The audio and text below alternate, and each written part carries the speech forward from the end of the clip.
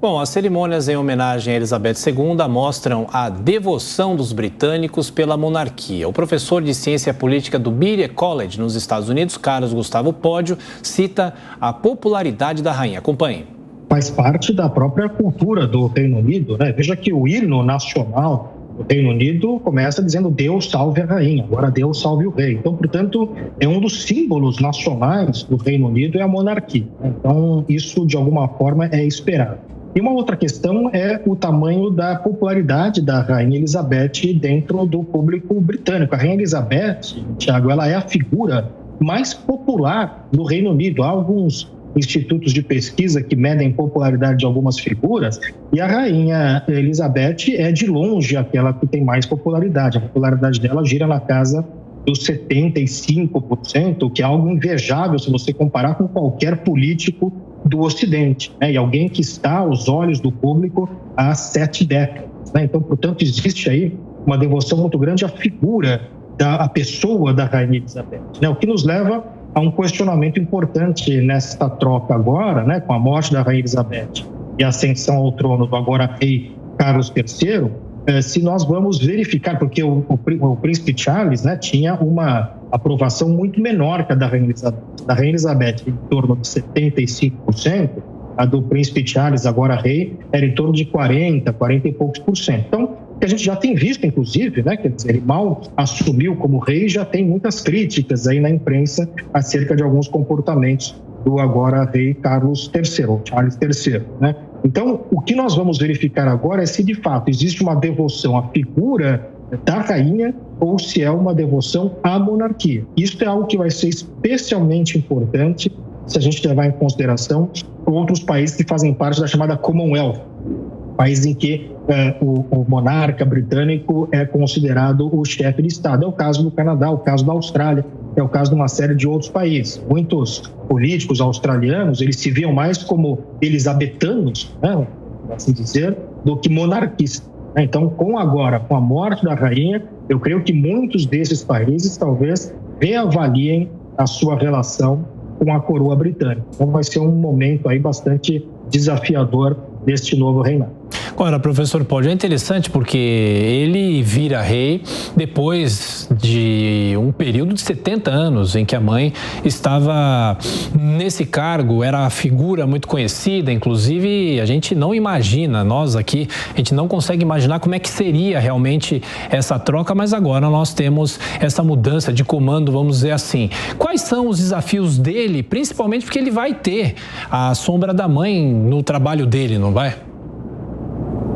Os desafios de um monarca britânico, eles estão todos no campo da simbologia, né? Já que um monarca não é alguém que tem uma presença política muito forte hoje em dia, tem que ter uma questão simbólica. E o símbolo é importante, né? As nações também vivem de símbolos, de ritos, de rituais. E a monarquia, ela é um símbolo que, como você disse, para nós pode parecer algo distante, mas que faz parte da vida do Reino Unido. O Reino Unido nunca foi outra coisa, a não ser por um brevíssimo período da história, nunca foi outra coisa que não uma monarquia, né? Então, portanto, isso faz parte muito da própria identidade britânica. Então, vai caber o grande desafio do agora rei Charles III, vai ser ele fazer essa transição de uma figura que era uma figura que se colocava politicamente, né, para uma figura que agora vai ter que ser muito mais discreta. Ele, como monarca, vai ter que adotar uma postura política, e ele sabe disso. Há uma entrevista dele em que ele fala sobre isso, em 2018, ele diz, olha, eu sei que quando eu virar rei, eu não vou poder me manifestar da forma que eu me manifesto agora, né, gente?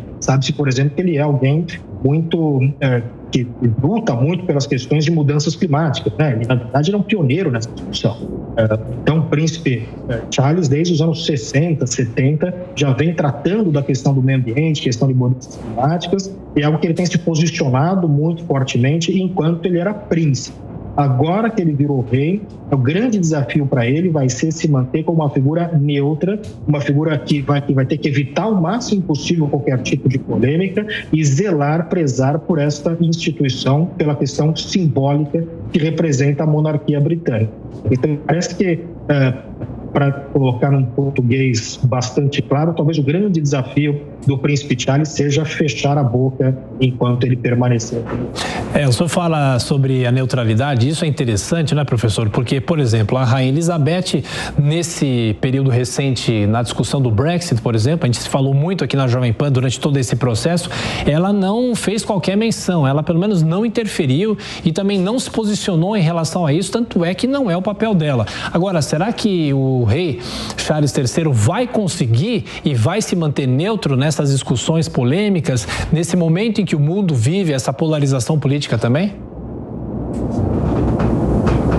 Perfeito, Tiago. A grande sabedoria da rainha foi se manter muito discreta com questões da relação política, não apenas com o Brexit, mas sobre os primeiros ministros todos. A gente não sabe, por exemplo, o que ela pensa com relação ao Boris Johnson, qual é a relação dela com outras primeiros e primeiras ministras do Reino Unido. Então, ela manteve essa descrição muito grande. Eu entendo, Thiago, me parece que o príncipe Charles é uma pessoa inteligente, é uma pessoa que entende, compreende a função que ele está entrando agora, né? Então, me parece que, inclusive, já deu sinais disso, que sabe que agora o cargo dele é um cargo que requer um outro conjunto de habilidades e que requer que ele seja discreto em questões políticas. Então, se ele, de fato, se provar uma pessoa inteligente, eu acho que ele vai conseguir fazer esse esforço de não se manifestar politicamente. Ele não ganha nada se a figura do monarca tem que ser vista como uma figura neutra. Se ele passa a ser visto como uma figura política e entra na onda de polarização e passa a ser associado com algum tipo de corrente política, qualquer que seja, isso é muito prejudicial para a figura do monarca. E essa foi a grande questão que ele deve ter aprendido com a mãe dele, né? A Rainha Elizabeth soube muito bem navegar num período de, inclusive, mais recente, de crescente polarização no Reino Unido. Durante toda a discussão do Brexit, ela se manteve de forma muito inteligente, porque não haveria outra forma, se manteve discreta nas suas posições. Eu tenho a impressão, entendo, que o príncipe Charles, agora rei Charles, vai manter-se na mesma linha. Se não, se mantiver, vai ser ruim para ele, né? Então, não me parece que ele... entendo que para ele esse cálculo esteja muito claro. E, professor, inclusive ele vira rei no momento em que há também a troca na questão do ministério. O primeiro-ministro Boris Johnson deixou o cargo e agora vem Liz Truss, tanto é que praticamente a última vez que a Rainha Elizabeth apareceu em público foi no contato que ela teve com a nova primeira-ministra. Essa troca não só do comando da coroa britânica, mas também o ministério. Isso pode sinalizar o quê? Teremos uma mudança muito drástica ou não? Tudo deve continuar mais ou menos como está? É uma troca dupla aí de duas lideranças, né, que precisam ser testadas e precisam, mais do que isso, se colocar diante do público britânico, né? Como eu disse, o rei Charles não tem uma popularidade que é equivalente à popularidade que a mãe dele tinha. Mesma coisa a Liz Truss. A Liz Truss, ela entra meio sem ter sido testada, né? Ela é uma primeira-ministra muito jovem, nascida em 1975, muito jovem. Aliás, uma curiosidade, a Rainha Elizabeth, o primeiro-ministro recebido pela Rainha Elizabeth foi o Churchill, que é nascido em 1874. Então, há uma diferença de 100 anos entre o primeiro e o último primeiro-ministro recebido pela Rainha Elizabeth. A Liz Truss, ela é uma jovem liderança. As condições em que ela foi alçada a primeira-ministra foram muito específicas. Ela é a primeira-ministra que é eleita sem ter tido maioria entre os seus colegas no parlamento, né? Porque o sistema de votação britânico é um sistema em que os candidatos colocam os seus nomes e depois são várias rodadas de votação e cada rodada elimina um candidato. Em todas essas rodadas de votação, ela nunca ficou em primeiro lugar, né? Até na última rodada, ela ficou em segundo lugar. Ela só foi eleita porque a lei, né, as regras de eleição de um primeiro-ministro, no caso da renúncia do Boris Johnson, pedem que esses dois candidatos que sobrem nessas rodadas de votação se coloquem para votação entre os integrantes do partido, né? Então, ela ganhou porque ela se mostrou mais entre aqueles que são filiados ao Partido Conservador, mas não entre os seus próprios colegas no parlamento. Então ela vai ter que ter um trabalho muito grande pela frente aí para se consolidar e uma liderança que é vista com desconfiança, inclusive dentro do seu próprio partido. Então, em termos de desafios políticos, aí eu entendo que a Liz Truss tem um desafio que é até muito maior do que o desafio que o rei Charles III vai ter pela frente.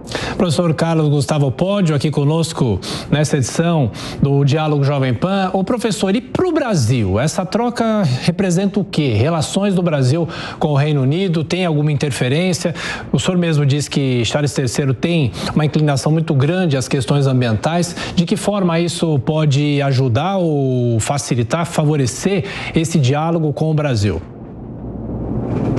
Eu acho, Thiago, que há desafios domésticos muito importantes no Reino Unido hoje que vão talvez deixar de lado um pouco relações de política externa de países que não são considerados prioridade para o Reino Unido, como é o caso do Brasil, né? Há uma série de problemas em termos de inflação, há todas as questões para lidar ainda com as consequências da saída da União Europeia, há essa questão toda que a Liz Truss precisa se consolidar politicamente, domesticamente. Então, o debate que tem acontecido, eu tenho acompanhado o debate no Reino Unido, tem sido um debate muito focado em questões domésticas, né? Em questões de como lidar com desafios domésticos, como, por exemplo, inflação e algumas questões econômicas dentro do Reino Unido. Não me parece que dentro desse contexto vá sobrar muito espaço para o Brasil. Por outro lado, o próprio Brasil, no momento que a gente passa por uma campanha eleitoral, me parece que também esteja muito a atenção, né, do presidente da República não está muito nessas questões de natureza externa. Mas é claro, né, se este tema das questões climáticas se tornar um tema importante, esse é um tema que tem ganho tração nos maiores partidos britânicos, né, não só no Partido Conservador, mas no Partido Trabalhista também tem sido uma pauta relevante. Então, independente desta pauta ser ou não uma pauta que é defendida pelo rei Charles III, essa me parece uma pauta que é cada vez mais, na pauta ambiental, uma pauta que é cada vez mais relevante dentro dos países europeus, né? do Reino Unido e de outros países e a União Europeia como um todo. Então, esta é uma pauta que vai se tornar cada vez mais relevante. Então, essa discussão sobre como deve ser a relação com o Brasil, me parece que a gente vai poder examinar com mais cuidado a partir do ano que vem, né? Então, a depender dos resultados da eleição para presidente no Brasil, a depender de como evolui a situação da Liz Truss, ela consegue se consolidar como primeira-ministra. Então, acho que a partir do ano que vem a gente talvez tenha mais clareza de como pode ser a relação, o tipo de relação que o Brasil pode construir com o Reino Unido. Mas em termos de política externa, não me parece que a Liz Truss tenha uma postura muito diferente, por exemplo, daquela que tinha o Boris Johnson, né? Então, não devemos ver grandes mudanças aí nesse setor. Carlos Gustavo Podio destaca que a relação entre os Estados Unidos e o Reino Unido sempre foi sólida. O professor acrescenta que a ligação representa uma política de Estado e independe do ocupante da Casa Branca. Eu faço um convite para você, amanhã no Jornal da Manhã, uma cobertura especial, cobertura completa com todos os nossos repórteres, todos os detalhes do funeral da Rainha Elizabeth II no Jornal da Manhã.